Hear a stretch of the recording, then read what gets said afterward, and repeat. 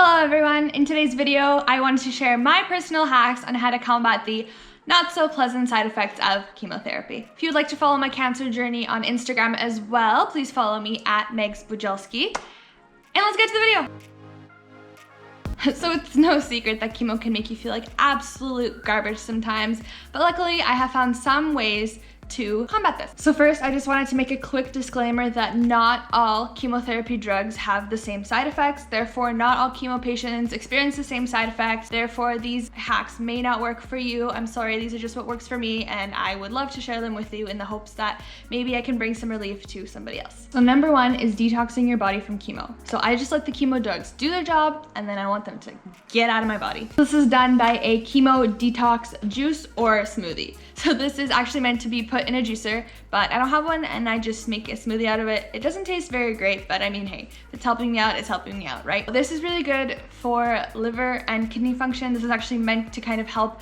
get all the toxins out of your body so it doesn't cause too much damage to the liver or the kidneys. So I start off with cutting up half a green apple. The type of apple doesn't really matter, I just prefer the green ones.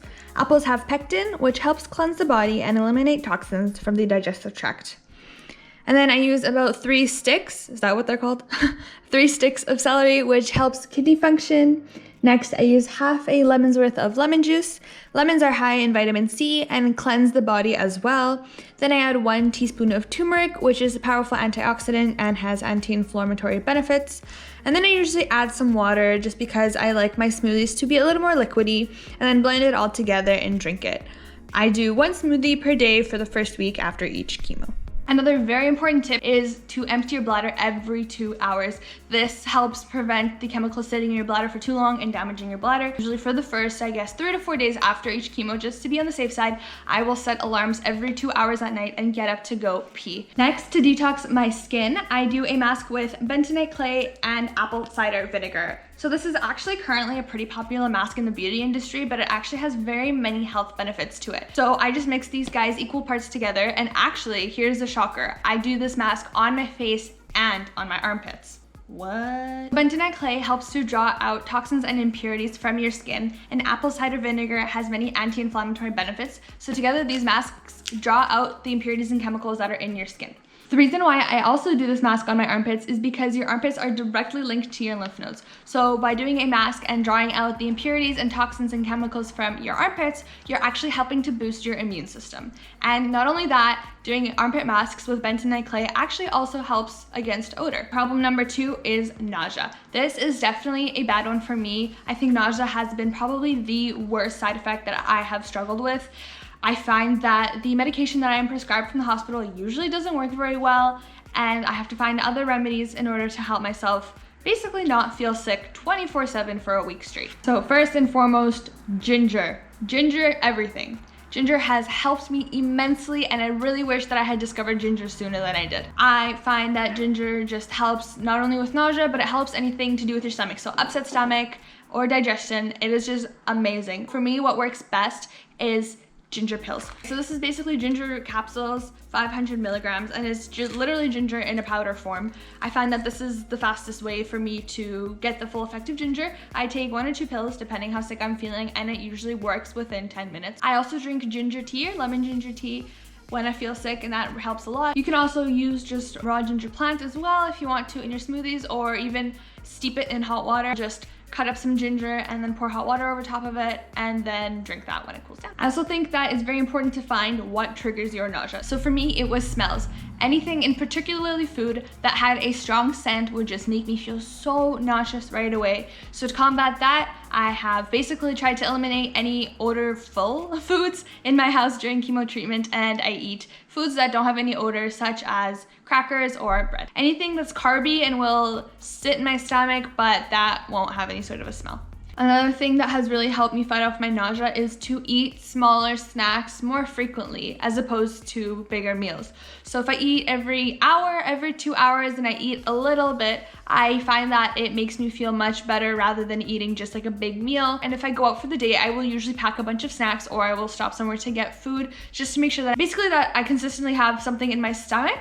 And if my stomach isn't empty, then I don't feel very nauseous. This actually also applies at night. So remember how I said that every 2 hours I wake up to pee? I actually have soda crackers right beside my nightstand, and I will eat a soda cracker or two every 2 hours. I find that sometimes I will wake up first thing in the morning and have the worst nausea because my stomach has been empty over the last 8 hours that I slept. So if I put in a cracker or two every 2 hours when I wake up, I find that I don't feel as sick in the morning time. Number 3 is headaches. So I have found that headaches are terrible for me after chemotherapy. It's almost like I have a headache that continues on for days on end, and then it'll just like subside a little bit, but then it'll come back and get worse, and then it'll subside again. So it's like it never really goes away. And I actually put a question on my Instagram asking for people to help me out with natural remedies for headaches, because when I told my nurses this, they just told me to take T3s, and I think that I already have enough drugs in my system, so I didn't want any more. Therefore, I really was on a mission to find natural remedies for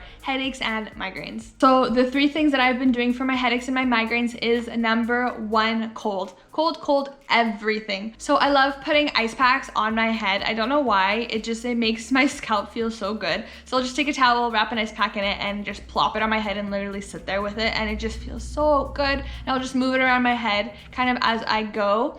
I also bought this eye mask at a dollar store. I just plop it into the freezer or the fridge for a little bit, and then I'll put it on my eyes, and it just feels great. Next was probably the most highly requested natural remedy for headaches, which was peppermint essential oil. So there's a few different ways that I use peppermint essential oil. First, I will put it in my diffuser and just let it diffuse into the air. Next, I will also rub it on my head. So I rub it on the temples and then on the back of my head, and this might be a little weird, but I like to put some kind of on top of my lip under my nose just so I can inhale it. For me, I find that actually really helps me, and I love the smell of peppermint, so it doesn't bother me. But for those of you who are not very good with strong scents, I wouldn't recommend it. And the last thing that I do for migraines is a Epsom salt foot soak. So I'll just take a small tub and I will put water into it and then put in a bunch of Epsom salt. So why this is good for headaches is the magnesium from the salt gets absorbed into your body, and people often don't get enough magnesium. So this is what helps relieve the headache. It can be very therapeutic. And then I also like to put a cold towel on my head. Side effect number 4 is dehydration.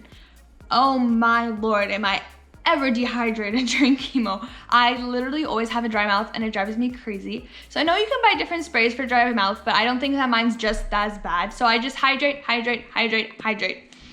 But I've noticed that water actually tastes absolutely disgusting after chemo. For me, it tastes like sweet. It's weird. Lots of people have told me that water will taste metallic to them, but for me, it tastes sweet, and I know that water isn't supposed to taste sweet, so it just really throws me off. So in order to avoid that, I will add some lemon juice into my water, or I will just drink stuff that is actually meant to be sweet, such as fruit juices or vitamin water or something that actually is supposed to taste like it has sugar in it. Chemo hack number 5 is mouth sores. I was actually told to suck on ice chips during chemo treatment. So I would see people doing that, but I never knew why.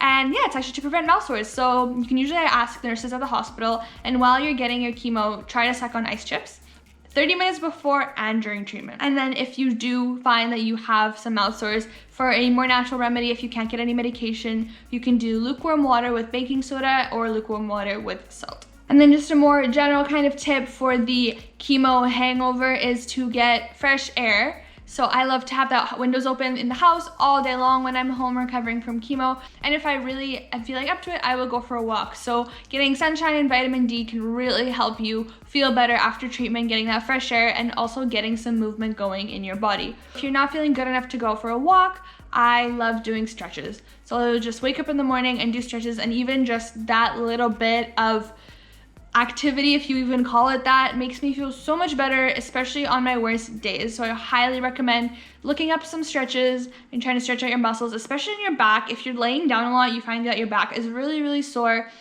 So stretching my back out really makes me feel so much better.